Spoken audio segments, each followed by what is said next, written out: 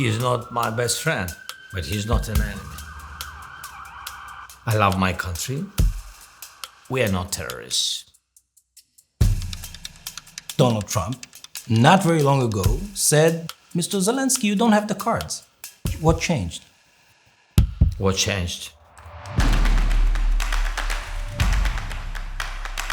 President of Ukraine, Volodymyr Zelenskyy, thank you for joining us on the new Axios show today. Let's do it Axios style, smart, fast, to the point.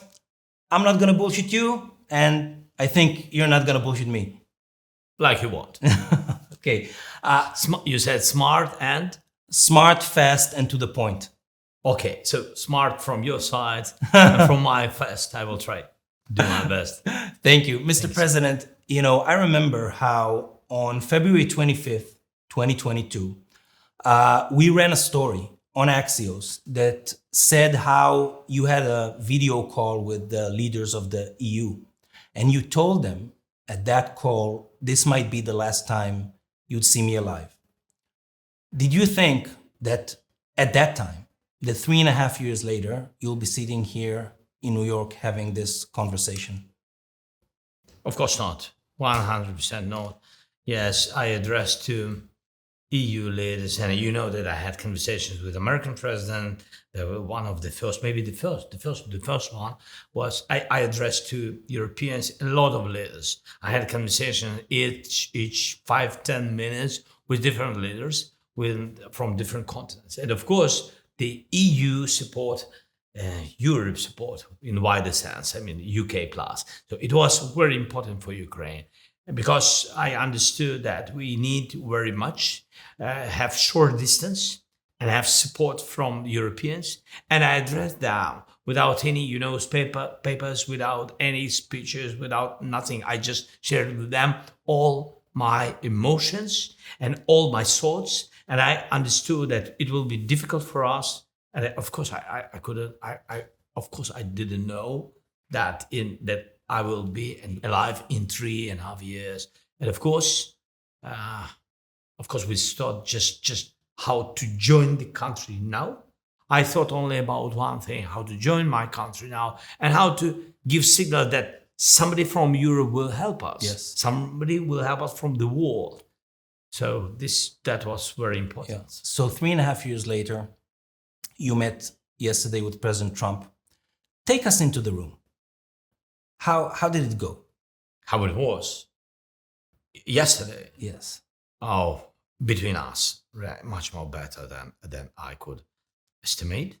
I think that first, I'm really happy that President was detailedly prepared about the situation on the battlefield. And he understands that Putin doesn't win. For today, he has a lot of losses, thousands of losses. And that was good that President understood that it's important just to trust us. For me, it's very important. Putin lied him. And that was my feeling yesterday, that he understood. That he understands. Yes, that he understands that Putin is playing games with him. And really, to my mind, President Trump gave him more than he deserves, because Putin was happy. It was his dream to meet with Trump, especially during this isolation moment from the very beginning of full-scale war. Yes. And that's why the meeting in Alaska, and he, of course, President Trump did it, I think, because he wanted to have this window, not closed diplomatic window, for the next future negotiations on the level of leaders. And I think that President thought that Putin will accept it. But Putin didn't give him this. Yeah. And I heard that yesterday during the meeting, I heard from one of my sources that President Trump told you should hit Russia harder. You should hit their energy sector. You should hit their cities. Is this accurate? Did he tell you this? I'm not sure that I can tell everything to you, but that's a yes. Now, I mean that he understands that just answer answer. If they attack our energy, President Trump support that we can answer on energy. And it's not about the weapon of the United States, of the partners. We didn't speak about what we have to use or not. We have our drones, really, long distance and etc. But it's about the rules of this war. We want peace. President Trump proposed peace, ceasefire, everything. We supported, and Putin didn't. Because I also heard that in one of your phone calls a few weeks ago, he even told you you should bomb Putin's house. Is this true? No, this is not true. But This is not true, really. No, you understand that they attack our objects, infrastructure. And we answered on military objects of Russia. For example, they produce Iranian shaheeds. We know these factories. It's a really difficult goal for us. It's difficult to target this because they have a lot of air defense around such factories and etc. And also they use something from China. It's a bit, but we have to accept it. This is important. And of course, the storages where there are artillery or missiles from North Koreans or shaheeds from Iran, of course, we're targeting these places. And President Trump, he accepted that we can answer. But we are not, I mean, this, I didn't ask him about it. And he didn't wait that I will ask. It's just about the rules. And for me, it's very important that if Putin doesn't want to stop the war, he has to get answer from us. so you don't feel that today the US is not giving you a green light to use US weapons for long-range strikes inside Russia? Be very honest, I think that if we will have such long distance weapon from the United States, we will use it. So you will We will use it. against Moscow? Look, it's not about it, but we are not terrorists. Even our people for today, they hate Russians because they began the war and they killed us. But all our people understand that we don't need to attack civilians.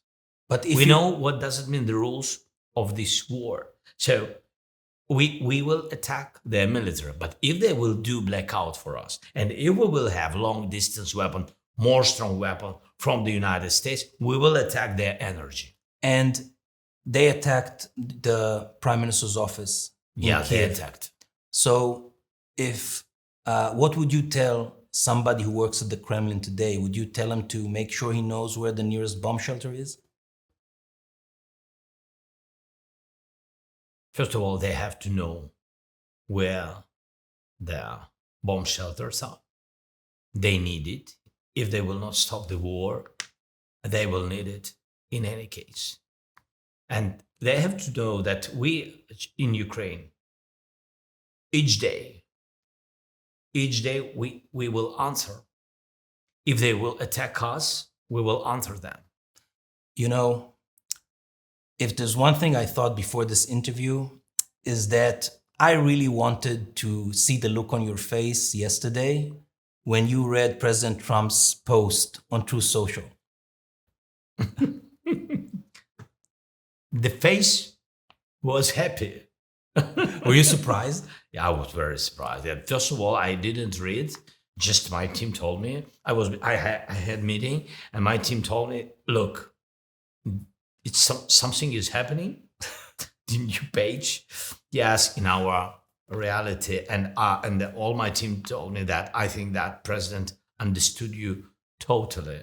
We spoke about all the issues, and he underlined in some words those things what we discussed. And then after that, after brief from my team, and in one pause, I read what President wrote. Yeah. I was positively surprised, of course. Because, I think you and I are old enough to remember that the same Donald Trump, not very long ago, said that, Mr. Zelenskyy, you don't have the cards. Yeah. So what changed? What changed?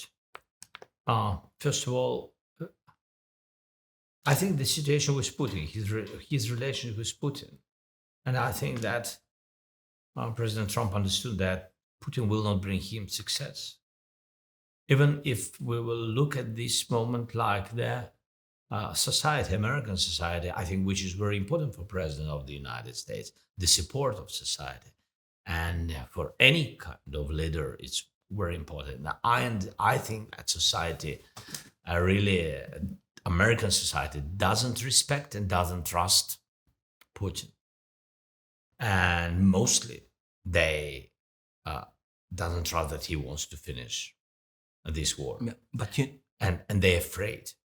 A lot of people are afraid that he is sick person.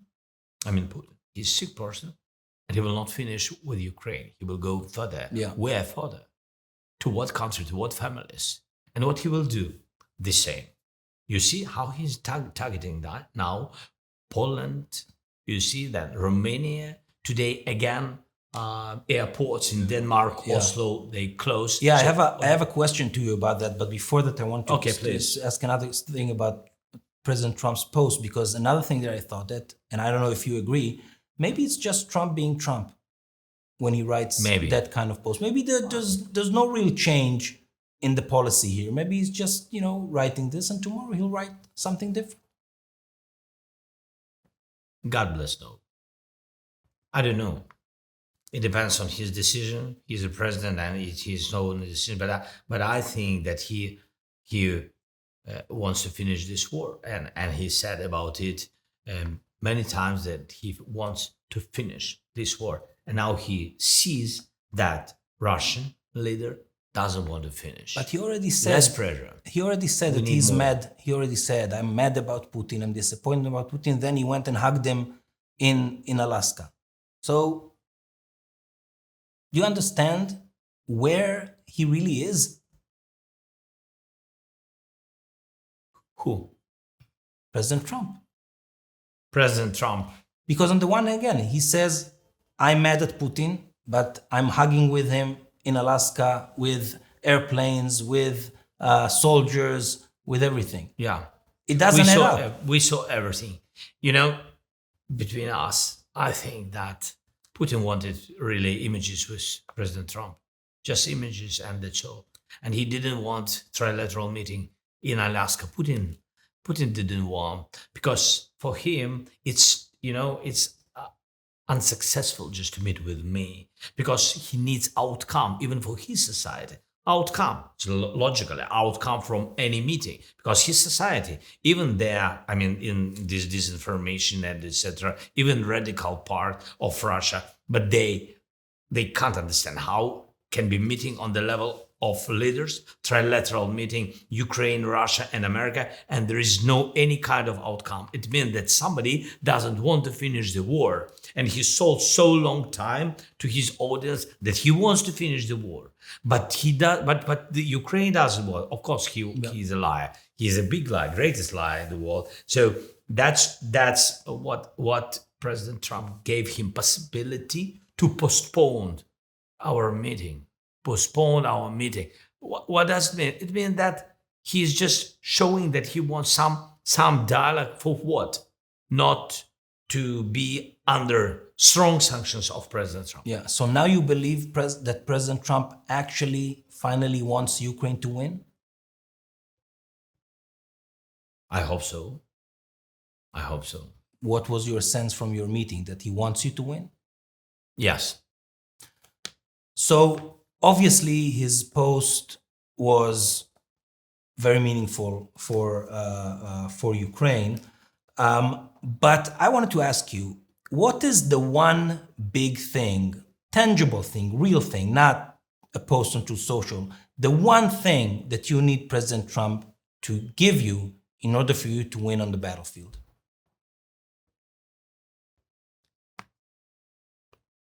I think President Trump knows.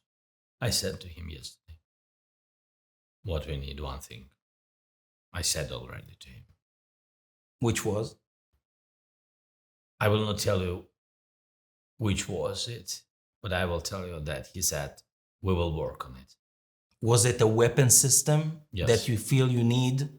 We need it. It doesn't, by the way, we need it, but it doesn't mean that we will use it. Because if we will have it, I think it's additional pressure on Putin to sit and speak. There is only one thing what President Trump really can give us using any kind of systems, but he can stop Putin. He can pressure him to sit and stop the war, go to diplomacy. That thing what President Trump can do. Yeah. And between us, I said it, and China also can do it, but I don't feel that they want Putin to stop. For them, I think for them it's good what's going on. I don't see from China, I can't feel their attitude to this war. I don't see positive attitude. I don't see positive attitude to make a peace. Yeah. I don't see it. So, but Trump also wrote that it's NATO and the EU that should help you win the war. Yeah, so but United aren't you States concerned? You know how people say, what does it mean NATO? It's United States and partners. So 50% plus of NATO, this is United States. So when President of the United States said that it's about EU and NATO, it's mean about Europe, about United States. But, with everything Trump wrote yesterday, which was, again, a very big shift, Ukraine is at the moment definitely not losing the war, but it's also at the moment not winning. Yeah, it's true. Yes, it's true. We don't have enough weapon. We don't have a lot of things. We are not comparable with the number of weapon, drones, artillery, and missiles. The biggest problem that we don't have enough air defense. Just about air defense, you to know, it's a big mistake. By the way, of Ukraine also, big mistake. In very beginning of our independence, we had from Soviet Union, we had not only nuclear weapon. Yes, it was a mistake to give it, but I'm not about nuclear now. But we also had 250 systems. Yes, Soviet period, but 250 systems of air defense. When I became the president, it was S-300. 250. When I became the president, we had 23. Can you imagine? Yeah. Where is 200? And 23, and we had less number of missiles for these systems. So where are missiles? Everything was sold. This is the problem. This is a big problem. So, please.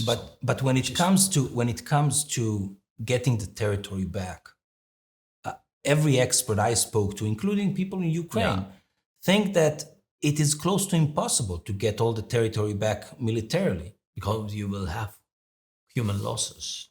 If you will use only such weapon what you have, you will have human losses.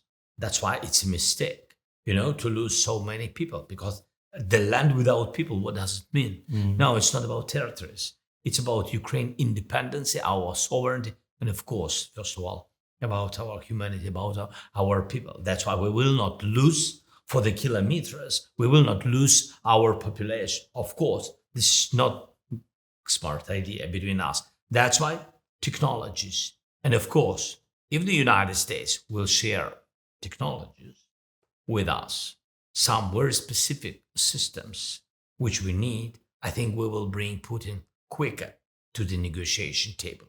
And you think that this would help you with the fact that at the end of the day, Putin has more soldiers and he can send more and more soldiers to the battlefield to get killed, and he doesn't care. At the very he cares. Just what he cares. About what? I will explain. At the very beginning of his full-scale invasion, 3.5 years ago, what he did, they had some format of mobilization.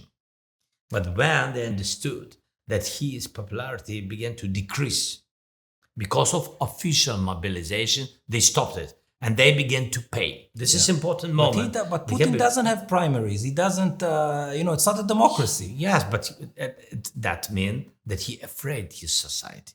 In any case, he afraid. Because it's not about democracy, it's not about elections period. No, it's just they will go to him, to Kremlin, and withdraw him. They can. And that's why, because they don't want mobilization.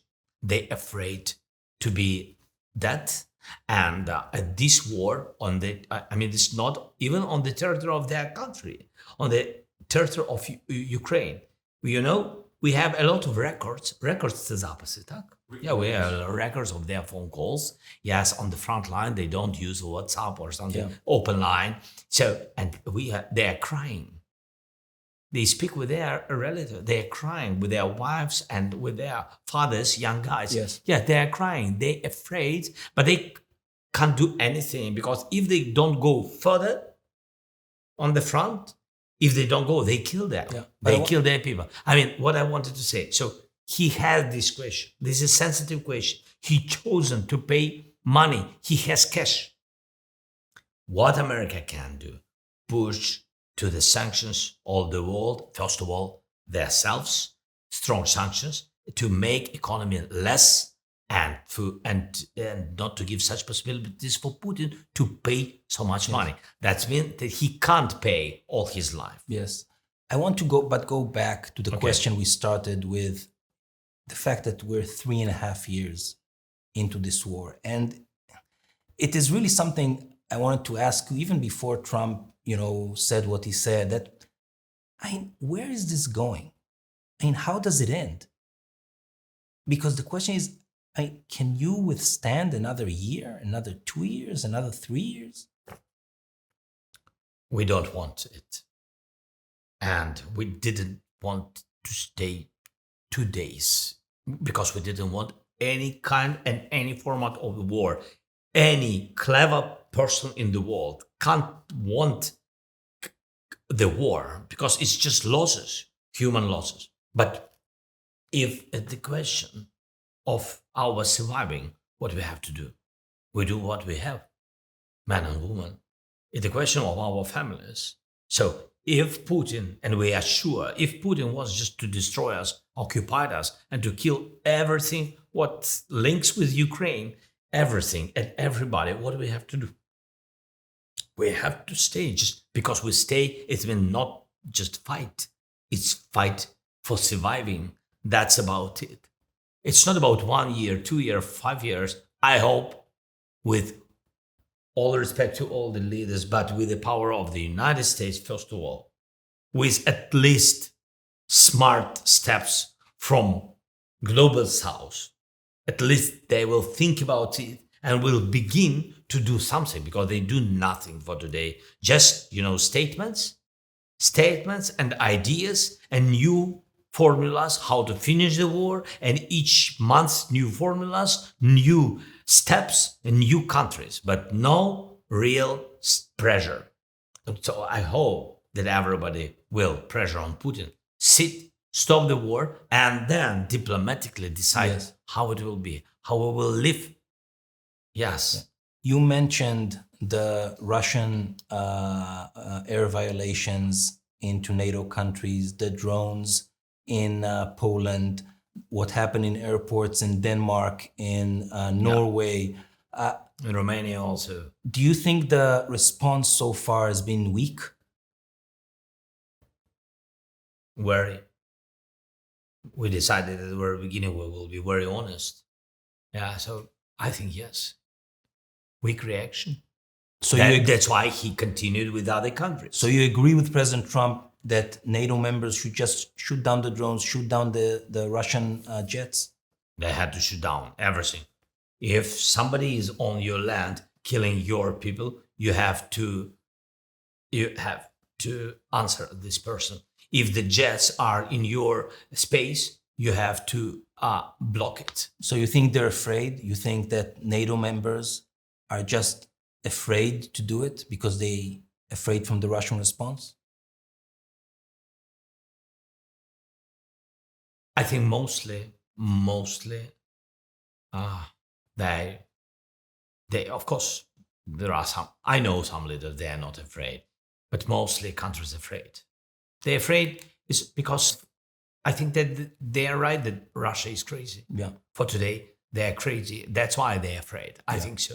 In your meeting yesterday with President Trump, did you discuss with him the issue of security guarantees, Yes. U.S. security guarantees? As I said, we need bilateral security guarantees. Of course, the part like backstop for our coalition buildings, this is a great idea, but this is like, like to strengthen and to give more support for Europeans, especially for them who some of them who are balancing and thinking to give troops or not to give boots on the ground or just intelligence, etc. So backstop of the United States will give them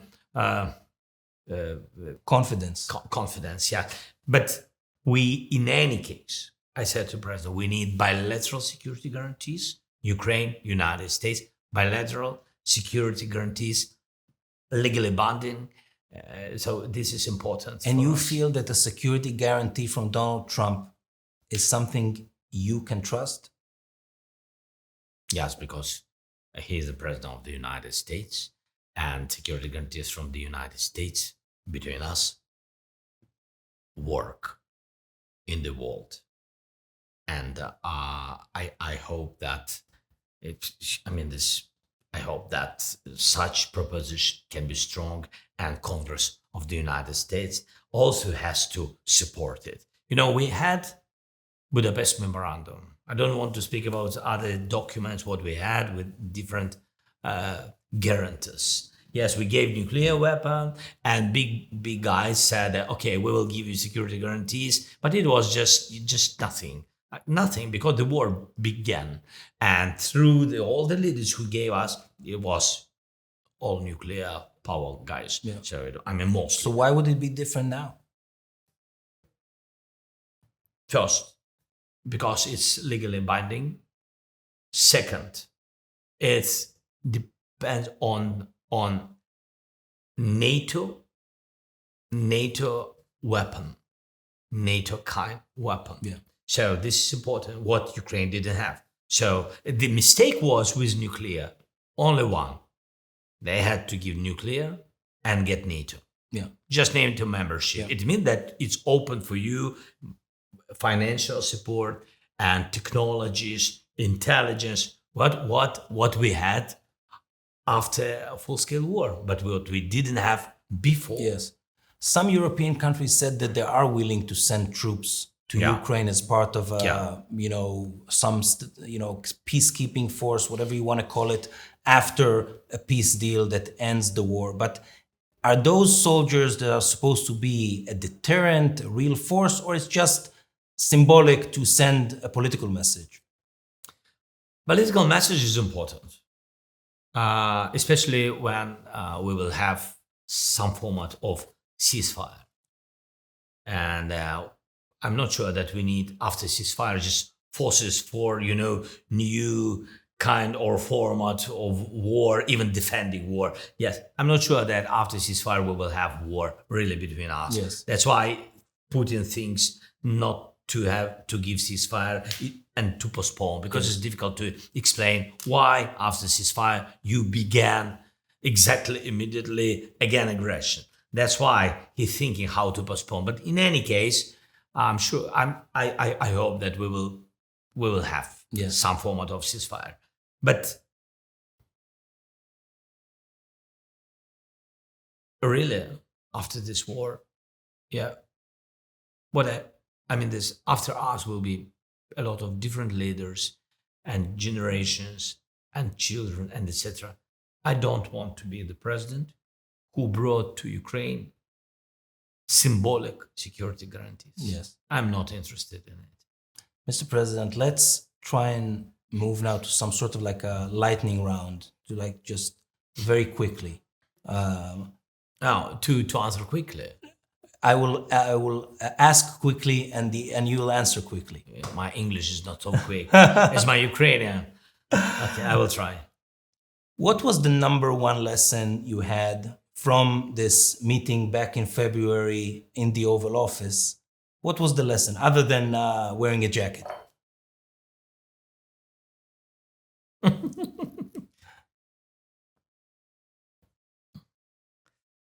I can't tell you. But you will. Yeah, yes. Not now. Okay. Okay, not now. After a little bit later. After you finish, after you retire? or after Trump retires? No. After me, it doesn't matter. I mean, a little bit later, but I will tell you. Because your meetings afterwards with Trump, your recent meetings with him were much better. And, I was wondering if you just realized that the way to make him happy is just to suck up to him. No, I think the question is that I'm honest. I love my country, and I'm very clear in my messages. That's why White House was lesson not only for me, I think for other side also. We understood each other, and it's better than to be very polite just because you afraid the president of the United States. I'm not such person. I was very open, and I think that strong people respects the position. Even if this position is not very polite, even if this position is not, you don't like it, but you respect. Yes. If you're a strong man with a clear position. Yes. And let's talk about another person on the other side, Vice President J.D. Vance. Is he your biggest enemy in this administration? No, he's not my best friend, but he's not an enemy. And he can be a good friend of Ukraine. How? How has to come and to Ukraine because I think you invited him several times. I invited him.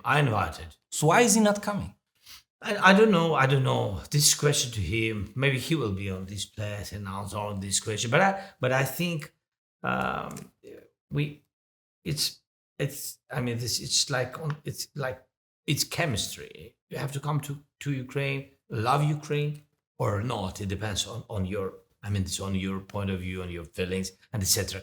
And I think that he has come to Ukraine and he will love Ukraine. One of the things that were discussed as part of the diplomatic talks are some sort of territorial concessions. Are there any territorial concessions that you would agree in order for to get a deal that ends the war? Or is this something that you say never? No, we will never recognize these territories which are temporarily occupied like the territories of Russia. We can't do it. But the question wasn't if you're going to recognize. The question was if you're going to agree to say, well, this, the border was here, now it's here. Between us, what can I do? Between us. So if you will look at today's situation, if tomorrow will be a ceasefire, everybody's standing. If we don't have power to bring back these territories, so we are ready to speak about it. We are ready to get it back sometime in the future by diplomatic way, not with weapon. And I think this is good compromise for everybody. It's been that we have to decide such things now in dialogue and less losses. Yeah. There haven't been elections in Ukraine for some time because of the war. I'm sorry, we will speak about the election. So just about territories. I mean this. For example, take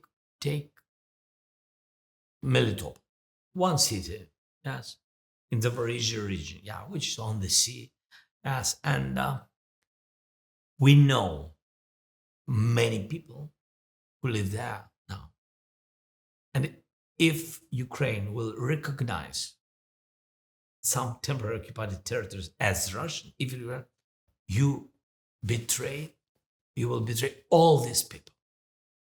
So the question is not only in territories, as I always say, the territories without people, it's not the main goal. That's why you can't betray these people who live there. It's difficult circumstances. Sometimes you have old parents and you can't get them, you can't move them, and you can't lose them, and to push them be alone there. That's why you live with them. And a lot of such families which this war attacked. So that's why you can't betray. You can't betray.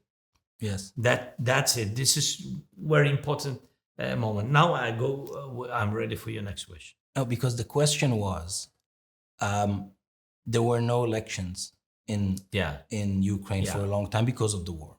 But don't you think that maybe it will be a good idea, because you're in front of historical decisions, whether it's escalating the war or taking decisions that are needed for peace? Don't you think it might be a good idea to go back to the people and get a mandate for those historical decisions?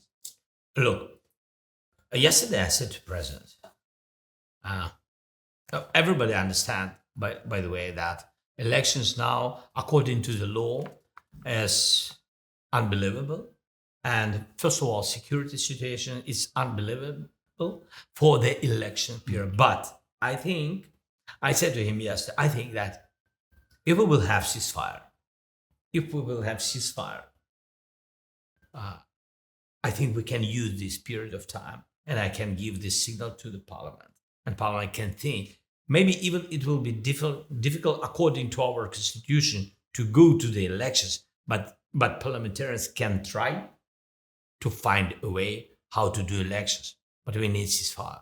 So do you commit that if tomorrow President Putin agrees for a ceasefire of 3 months, 6 months, whatever, you will push forward to go for elections in Ukraine? Yes.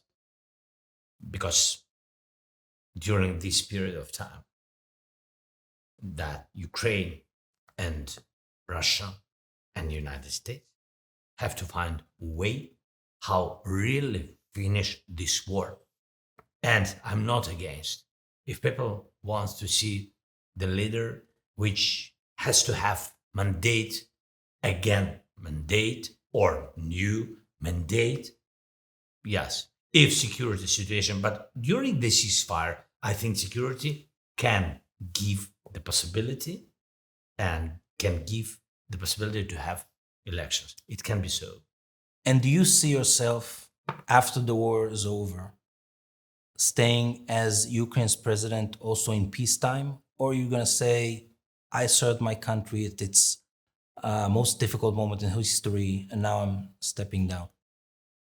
Really, I'm ready for second. Yes. So I'm ready for second variant. You mean you're ready that if we will finish war with Russians? Yes, I'm ready not to go, because it's not my goal. Elections. By the way, I've never had such idea. Elections. I wanted very much in a very difficult period of time. Be with my country, help my country. Yes, that's it, what I wanted always. So this is not my dream, just to have elections. I'm not ordinary politicians. I mean, if I use now right words, I don't want, to pressure some politicians. It's not about it. It's not about it. My goal is to finish the war. Yes. Yeah. There are thousands of Ukrainian children that are in Russia. Yeah. If they or their families are watching you right now, what would you want to tell them? First of all, I want them to be happy. And I want, of course, them to bring back to Ukraine. And I'm so sorry. I'm so sorry that we didn't have enough power not to give the possibility for Russians to stolen them. But we will bring them back to their native country, to their relatives. It's so important. And of course, it depends on their will. Of course, because we are fighting for freedom and for rights for people. And that's why it's, in any case, it will be their choice. Yes. To come back or not. But mostly these children been stolen by Russians. And of course they want just, clear their,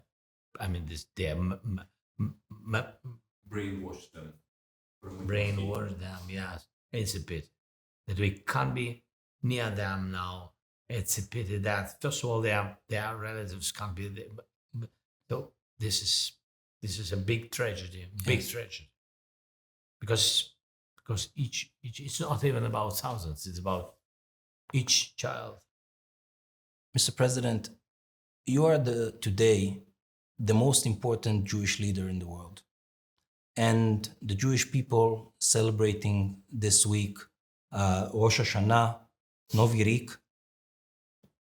What do you wish for yourself and for Ukraine for the new Jewish year? Only peace.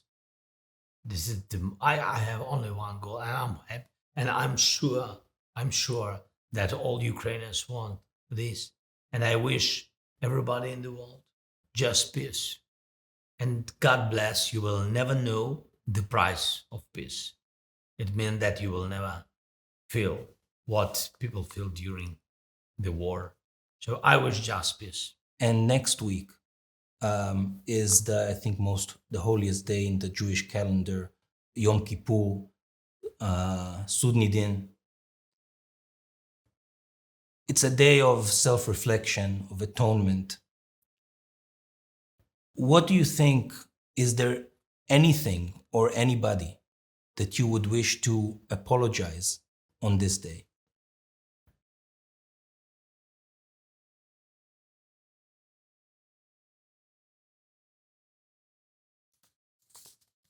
My mother,